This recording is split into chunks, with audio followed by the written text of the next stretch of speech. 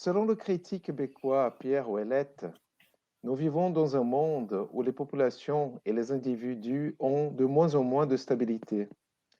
Pour toutes sortes de raisons politiques, économiques et culturelles, l'homme, et je cite Pierre Ouellette, ne tient plus en place. Depuis des années, l'exil territorial identitaire nous impose à nous un autre rapport au monde ainsi qu'à ceux qui vivent. Beaucoup plus qu'une métaphore, la condition exilaire serait devenue, selon l'auteur, une nouvelle façon d'exister, exprimant ainsi notre difficulté de vivre pleinement notre époque, d'y séjourner, de demeurer autrement qu'un étranger, sans plus aucune appartenance à un territoire, à une histoire précise. Qu'arrive-t-il à nos sociétés? Qu'arrive-t-il à notre humanité à l'heure de l'individualisme, de la concurrence exacerbée entre les individus? Qu'arrive-t-il à notre société à l'heure des injustices flagrantes tant économiques, sociales? Qu'arrive-t-il à notre humanité à l'heure du repli sur soi et du communautarisme? Comment réapprendre le vivre ensemble pour ne pas mourir tous ensemble comme des idiots, comme le disait Martin Luther King? Quelle réponse la poésie peut-elle apporter à cette crise de valeurs? C'est ce sur quoi nous allons nous interroger aujourd'hui avec nos deux invités, les écrivains Myriam Sophie et Rodney Saint-Éloi. Mes chers amis, bonjour. Je suis ravi de vous retrouver aujourd'hui dans le cadre du Festival Ronda Poética de Leiria, autour de cette table consacrée à la poésie en langue française. Myriam Sophie, bonjour. Vous êtes franco-tunisienne, juriste en droit des affaires, doctorante en droit privé, mais aussi Bonjour. plasticienne, comédienne et Oui. photographe. Mmh. Votre premier recueil de Mmh. poèmes, Rebelle, vient de paraître aux éditions Arabesque, un recueil Oui. teinté d'humanité, dans lequel vous nous interrogez sur l'existence, sur la condition de la femme, sur l'amour et sur l'écriture. Selon vous, et je vous cite, votre écriture traduit une volonté d'assembler ce qui est différent, rassembler ce qui semble à première vue impossible à assembler, dissemblable ou impossible à superposer. Rodney Saint-Éloi, bonjour. Mmh. Vous êtes poète, écrivain, essayiste et éditeur. Né à Cavaillon, en Haïti, vous vivez à Montréal depuis 2001. Vous êtes membre de l'Académie de lettres de Québec et compagnon de l'Ordre des arts et des lettres du Québec. Vous êtes également l'auteur d'une quinzaine d'ouvrages, dont les recueils de poésie Je suis la fille du baobab brûlé, finaliste au prix de libraire et au prix du gouverneur général, et de l'anthologie Nous ne trahirons pas le poème, qui, entre autres, témoigne, selon vous, de votre engagement, notamment social et politique, je vous cite, contre tout ce qui nous empêche de rassembler l'homme en nous, contre tout qui nous empêche ou qui empêche l'homme de jouir pleinement de son statut d'homme. Et puisque nous commençons en fait à parler du pouvoir ou du rôle de la poésie, j'aimerais en fait vous poser la question, mes amis, à quoi sert la poésie dans ce monde, face à ce monde en crise qui, selon le sociologue français Bruno Latour, nous expose à notre finitude? Ou alors, en paraphrasant un peu Rodney, il n'existe pas de synonyme au mot rêve, mais alors, est-ce que la poésie peut encore rêver? Et si oui, de quoi rêve-t-elle? Je vous laisse la parole. Peut-être Myriam pourrait commencer?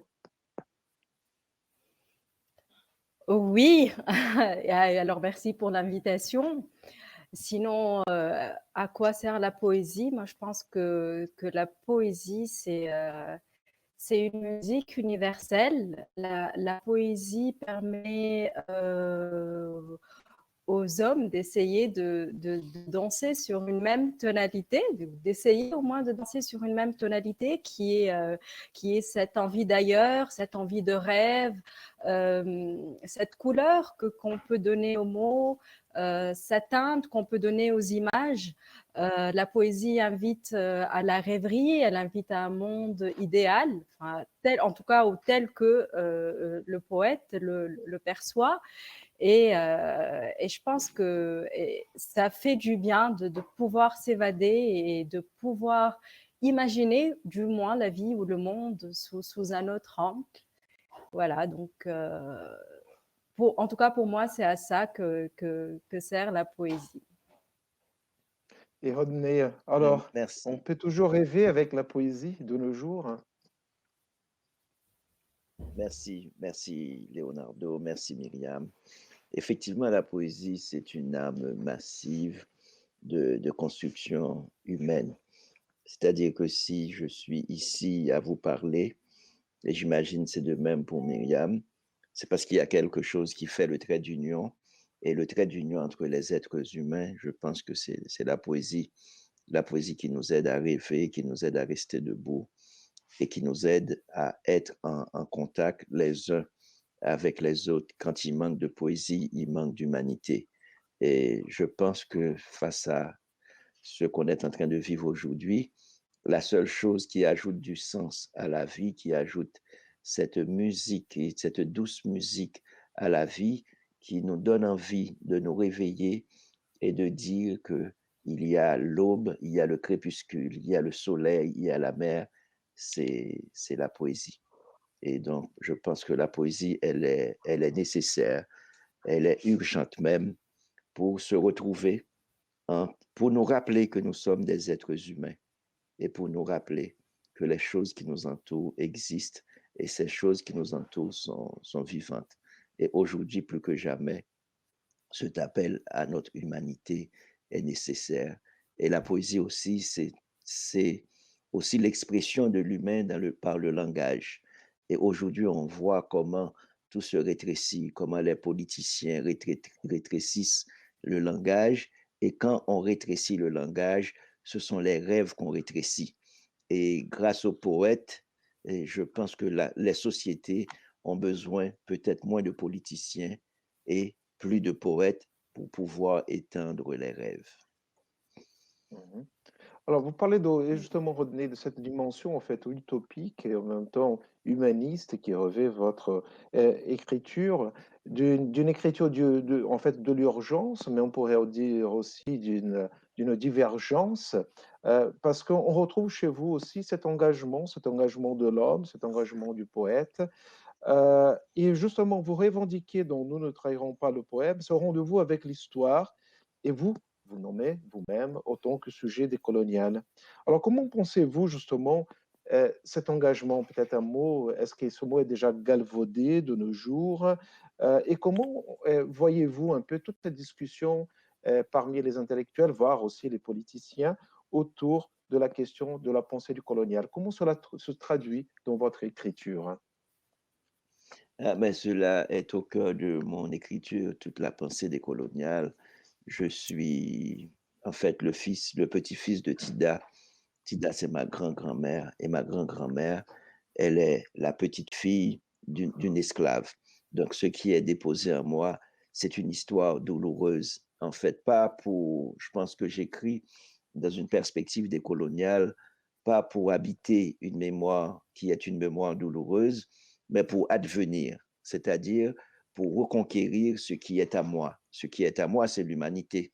Donc, et l'humanité qu'on m'a donnée, c'est une humanité blessée, blessée par les déportations, blessée par les injures, blessée par l'esclavage. Aujourd'hui, je pense qu'il nous appartient, et c'est le rôle de la poésie, il nous appartient de reconquérir le chemin de notre propre conscience, donc de nous désaliéner. Et quand on parle de décolonial, c'est enlever toute l'épaisseur coloniale qui a été déposée en nous. Je pense qu'il revient à tout être humain de se désaliéner et c'est dans une perspective décoloniale. Et c'est pourquoi je parle beaucoup de mes grands-parents, de mes grands-mères, des femmes qui m'ont aidé à vivre, des femmes qui m'ont amené la lumière. Ce sont des femmes qui ont parlé une langue qui est le créole et qu'on a jeté. Quand je parlais le créole en classe en Haïti, la seule langue que je parlais, en fait, qui est ma langue maternelle, on m'a dit exprime-toi. C'est comme ça qu'on m'a dit de parler. Exprime-toi, c'est-à-dire exprime-toi dans une langue haute. Exprime-toi dans une langue qui n'est pas ta langue. Donc, on a mis en parenthèse mon imaginaire, ma langue et tout ce qui est moi. Donc, finalement, on m'a complètement aliéné. Donc, si j'écris, Si j'existe, c'est justement pour me désaliéner. Donc, je suis dans cette perspective décoloniale, effectivement, Leonardo. On va parler de Tida parce que c'est un personnage, en fait, une personne, en fait, votre grand-mère qui m'intéresse beaucoup puisqu'elle a parcourt aussi votre roman, votre poésie. Mais avant de passer la parole à Myriam, parce qu'on va parler aussi de femmes, j'aimerais peut-être vous entendre et entendre un petit extrait de Nous nous trahirons par le poème, si c'est possible. Merci. Et il n'existe J'ai un peu pas de soleil. de, Pardon, excuse-moi. il n'existe pas de synonyme au mot rêve. Résister, résister, résister. Caméléon de la fable, quand les mots se désistent, il faut bien changer de peau et accepter le décret du vent. Il faut bien rapailler la parole et demander au soleil l'incise parfaite de l'histoire. Ne t'excuse pas de marcher à l'intérieur de ton silence. Ne t'excuse pas de rire à l'infini. Ne t'excuse pas de chanter, de compter les vagues, de déjouer les vertiges entre les lignes de ta main. Ne t'excuse pas de demander à l'histoire à quoi ressemble le chemin de tes souvenirs. Ne t'excuse jamais, tu es le soleil, tu es la terre, tu es l'horizon, tu n'appartiens à personne. Merci. Merci. Merci, Rodney. Alors, justement, puisqu'on parle de femmes, Myriam, Wow, en c'est fait, beau. j'étais très... Voilà, un thème Oui, qui parcourt aussi l'ensemble de vos poèmes, parfois un petit peu dans un registre un peu de colère ou alors teinté d'ironie. Alors, je pense toujours à cette peste de fée que vous évoquez dans La Princesse, qui m'a fait beaucoup rire d'ailleurs, mais j'aimerais que vous parliez un petit peu de ouais. ces femmes traverse votre imaginaire dans cette écriture souvent à fleur de peau, à partir de femmes écorchées vives, en quête de liberté, ou en tout cas cherchant aussi à rompre les convenances. Si vous pouvez un petit peu parler, évoquer en fait cette voix féminine, ou ces voix féminines. Oui, alors pour revenir d'abord, ouais, c'est voix féminine. Pour revenir d'abord à cette peste de petite fée, en fait, c'est une peste pour moi de petite fée parce que toute petite, déjà, les filles nous ont toujours fait croire en fait qu'avec un coup de baguette magique, on pouvait avoir ce qu'on voulait. Et je pense que ça, c'est une erreur de transmettre ça aux petites filles. Et il faut expliquer aussi que pour arriver à ce qu'on veut, il y a tout un cheminement, il y a un parcours, il y a des embûches, il y a des difficultés et qu'il faut qu'on soit armé pour ça en fait. La vie, ce n'est pas un simple vœu. Les rêves, enfin, on peut rêver, oui, mais, mais il faut derrière travailler pour atteindre ses rêves, il faut batailler pour atteindre ses rêves. Et c'est là où je reviens je reviens vers ces femmes-là écorchées vives. Comme vous le dites si bien, ce ne sont pas des femmes, ça peut être une seule femme dans différents parcours, dans différentes étapes de sa vie. Les femmes dans nos pays sont obligées de se battre, elles sont obligées de se désaliéner. Je reviens à cette idée de cette aliénation sociale. Elles doivent se battre contre des sociétés patriarcales, elles doivent se battre pour arracher leur place dans des postes politiques, elles doivent se battre pour gérer à la fois une vie de maman et une vie de femme active. Et donc, c'est cette colère-là que je porte. En fait, c'est cette inégalité que j'observe dans ma société, mais aussi dans d'autres sociétés aussi, hein, occidentales, où on doit se battre là où un homme n'a pas besoin de donner autant en fait pour arriver à un seul et même résultat.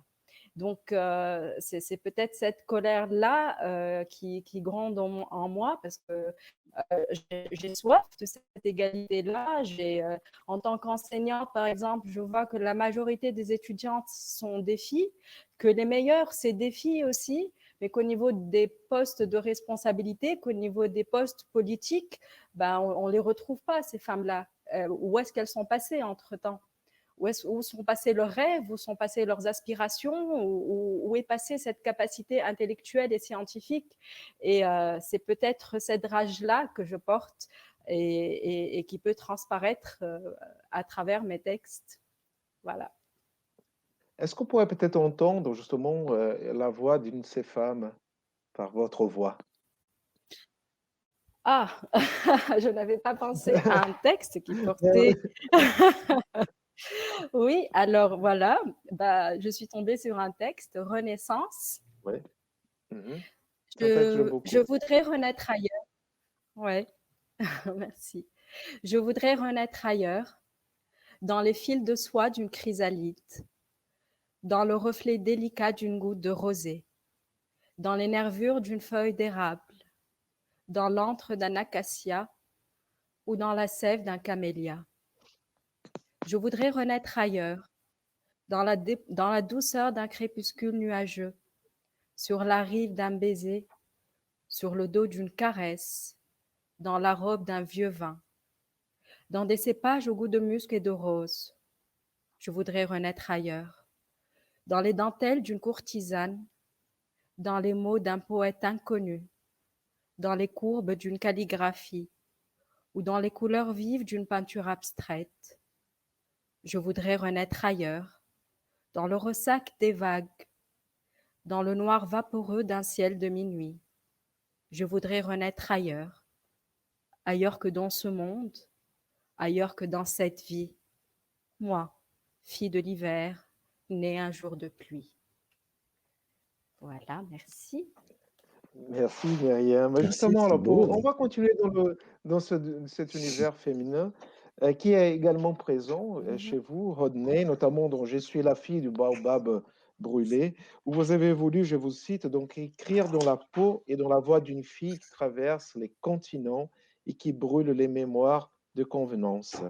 Alors, c'est un voyage, et là je cite justement votre texte, au gré des ouragans, euh, où il n'y a pas de certitude géographique et qui ne suscite aucune consolation théorique, d'une femme qui n'a ni race ni origine à revendiquer. Il n'a comme seul testament le cahier noir du chamelier. Pourriez-vous parler un petit peu de cette fille du bois du baobab brûlé et comment est née justement cette écriture, hein? Merci pour le baobab et pour la fille. Mes amis sénégalais m'appellent Wagan.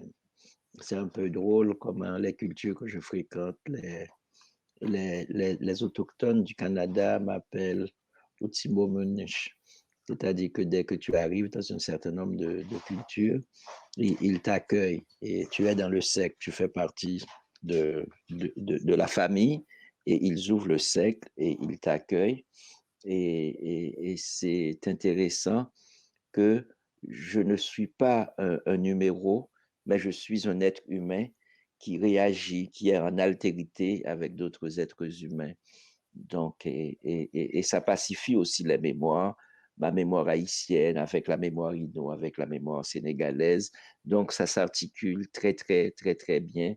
Et j'étais au Sénégal, je traversais en fait les villes sénégalaises. Et puis sous un baobab, j'ai rencontré des femmes qui m'ont accueilli, des femmes qui m'ont nourri le corps et l'esprit. Ce sont de très vieilles femmes. Et j'avais des dreads, ces femmes ont touché mes cheveux. Elles m'ont donné comme, en fait, ce qu'on ne donne pas souvent. Elles m'ont donné quelque chose. C'est comme si elles avaient ajouté en moi un supplément d'âme. Et j'ai compris que c'est moi qui voulais donner un peu d'argent à ces femmes qui étaient sous un baobab brûlé, qui vendaient des petits objets pour touristes. Et j'ai trouvé une vie tellement, en fait, flamboyante. J'ai trouvé un dialogue tellement important pour moi et pour mon âme avec ces femmes-là. Et j'ai commencé à simplement écrire. J'étais à Joal, j'ai commencé à écrire. En fait, j'ai écrit la première phrase, je suis la fille du baobab brûlé. Et je pense que être une fille en tant qu'haïtien, c'est une difficulté parce qu'en Haïti, en créole, on dit « mettre garçon sous ». On fait de chaque homme en Haïti un masculin puissant, c'est-à-dire la construction du mâle en Haïti, M-A-L-E, la construction du masculin est une construction très, très forte. Donc, et ce que je voulais réparer, c'est réparer mon corps, parce que je pense qu'on nous fait beaucoup de mal en tant qu'homme. On a oublié qu'en chaque homme, qu'en chaque mâle, il y a une part féminine. Et on nous a fait perdre cette part de fluidité, cette part de douceur, cette part de tendresse, cette part d'humanité proprement féminine. Et je pense qu'en écrivant « Je suis la fille du baobab brûlé », c'est comme si je suis parti pour reconquérir cette belle part féminine qui est en moi. Donc, je voulais vivre et j'ai pu vivre avec cette expérience. Donc, j'ai pu placer dans ma voix, laisser entrer dans ma voix et ces voix de femmes qui ont peuplé en fait toute mon enfance parce que j'ai été élevé par des femmes. Et en Haïti, toute la puissance de la vie est entre les mains des femmes parce que les hommes, les pères, les oncles, tous les hommes, sont des êtres invisibles, on ne les voit pas. Toutes les responsabilités, ce sont les femmes. Et c'est une manière aussi d'honorer la présence féminine. C'est une manière de dire merci très fortement aux femmes qui m'ont élevé, mais à la femme tout court, grâce à qui le monde existe. C'est ça, Leonardo. Et est-ce qu'on pourrait justement entendre un peu cette part féminine Oui, chez oui. vous par justement un extrait de la femme de Bobo? Ah, bonjour! Ben oui, il y a quelqu'un, il y a ma fille Romy qui est venue pour lire avec Bonjour, moi. Romy. Donc, je vais lire avec Romy. Tu dis bonjour. D'accord, d'accord.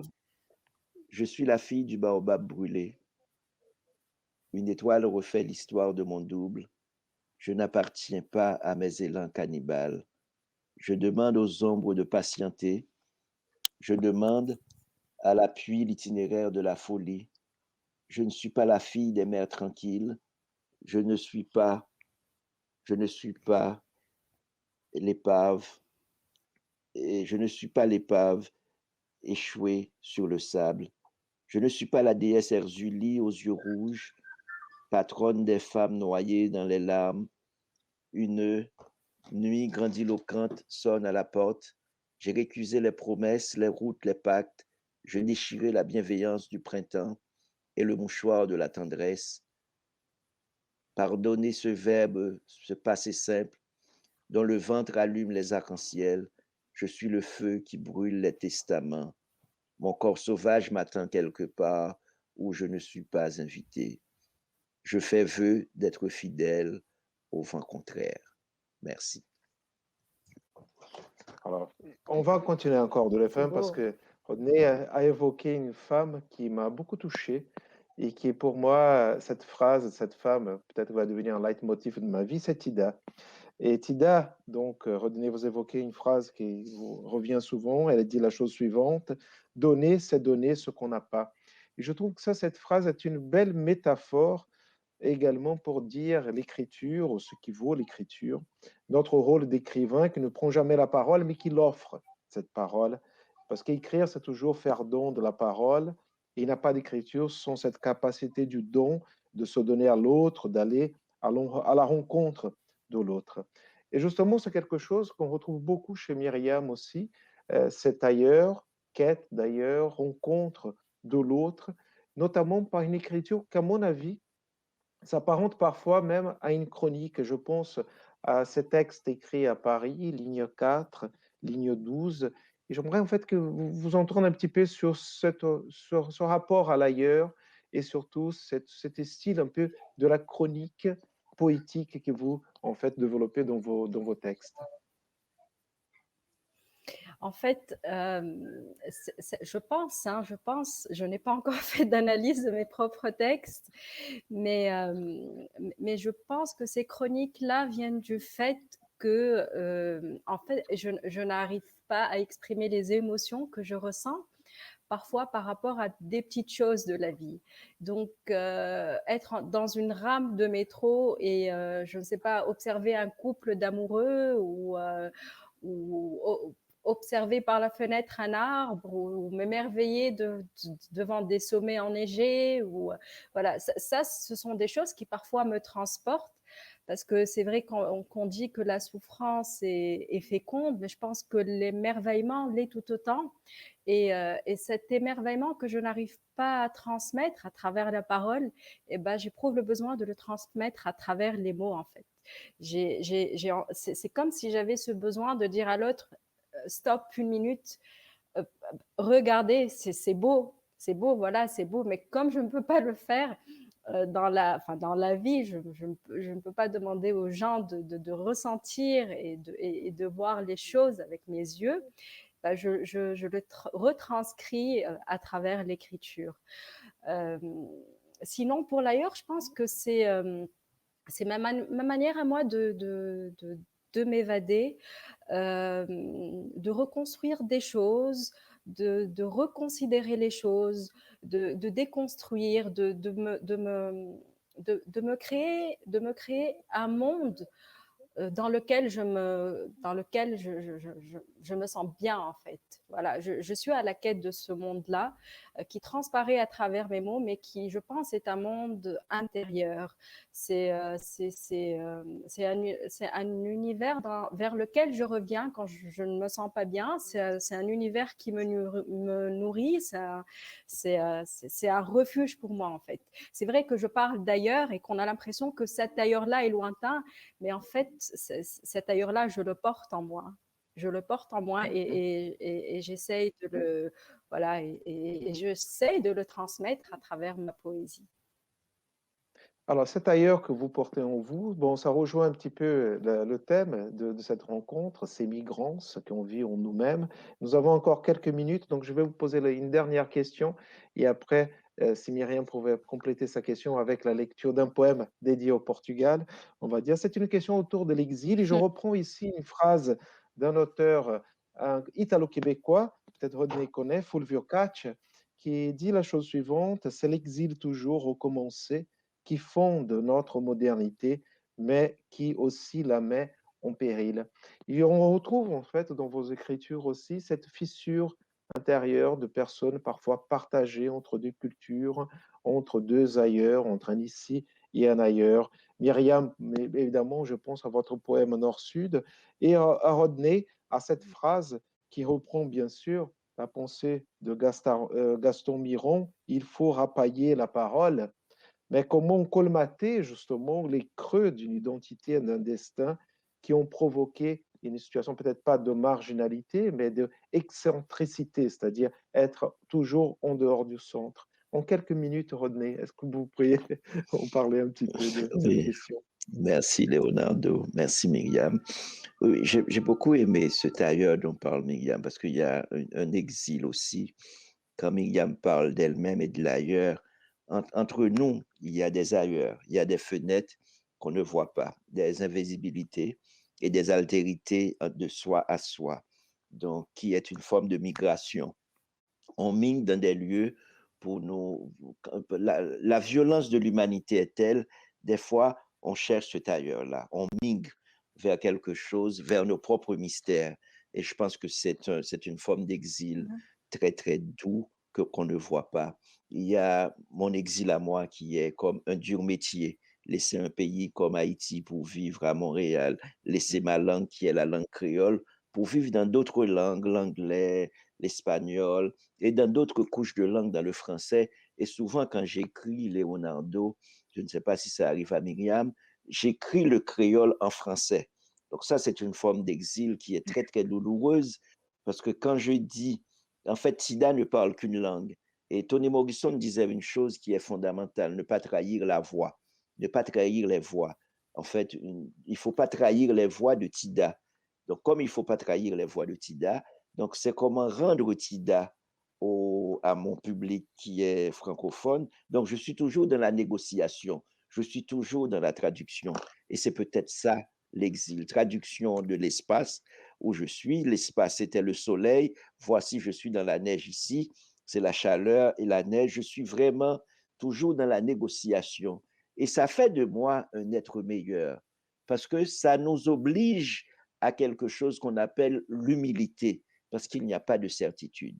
Il n'y a pas de grand-mère ici, là où je suis. Je suis à Montréal. Donc, je suis complètement dans ma propre instabilité. Et comme disait Pessoa, je ne suis personne. Justement, justement. Et, alors, et Myriam, justement, si vous pouvez après compléter par la lecture de votre texte, de votre poème Queijos. Queijos. Oui. Oui. Mais si vous voulez répondre, Myriam, également, concernant cette Oui, oui, fissure oui. intérieure, En oui. fait, moi, c'est pas tant cette fissure intérieure qui me dérange, mais c'est cette question qu'on me renvoie toujours d'être obligé de faire un choix, en fait. C'est cette question d'identité qu'on me renvoie toujours au visage. Ça peut prendre des formes très simples. Tu es tunisienne, tu vis en Tunisie, pourquoi tu écris en français? Voilà, et quand tu es en France, on te dit oui, tu es tunisienne, mais tu n'es pas comme les autres. En fait, on te renvoie toujours en fait à à ce cadre-là où tu dois te mettre. Et moi, c'est plutôt ça qui me dérange. Moi, j'ai envie de dire qu'on peut être porteur de plusieurs cultures, qu'on peut être porteur de plusieurs langues, qu'on peut être porteur de plusieurs nationalités et que ça ne touche à rien à notre identité et que notre identité, ça peut être ça aussi, ça peut être tout ça, ça peut être le nord, ça peut être le sud, ça peut être le désert et la neige et ça peut être la mer et ça peut être la montagne et ça peut être tout ça à la fois. On n'est pas obligé, on n'est pas obligé de faire un choix, voilà. Et moi, je pense que l'identité n'est pas quelque chose qui est figé, l'identité se construit.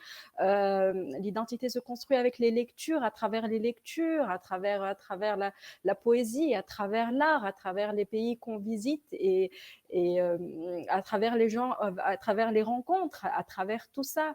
Et ce qui fait là que justement ce texte-là, Queiroz, c'est ça? Queijos. Et j'ose, ça veut tout dire en fait. C'est une Tunisienne qui a écrit un texte au Brésil, qui a utilisé un mot portugais. Et ça représente aussi mon identité. Je suis aussi enfin, je suis aussi ça. Je ne suis pas que tunisienne, que française, que ça ou ça. Je peux être, je suis, comme le dit si bien Diogène, on peut être aussi citoyen du monde, quoi. Voilà. Bon. Et alors, Queijos. Les vagues sont larmes, les larmes sont écume. Le bleu est trouble à force d'orage. Le farol trace la voie au navire en quête de terre ferme. Les gouttes de rosée glissent sur les cocotiers. Les branches s'incurvent pour les libérer. Les rues prennent le nom des saints. Les saints s'en balancent. Les cerfs-volants virevoltent insouciants. Le rire des gamins décolle un bout du ciel. Le ciel est bas. C'est qui doit s'ennuyer seul là-haut. Les chiens s'en laissent, lèchent les mollets des passants apeurés. Les feuilles d'un automne révolu jonchent le sable. La musique s'installe dans le rond des guitares. Les danseurs sont sous à coups de déhanchement et de caipirinha. Le fils de Santa Maria veille du haut d'une forêt urbaine. Les bras grands ouverts sur une ville chargée de chagrin. Une pluie s'insurge contre un hiver trop chatoyant.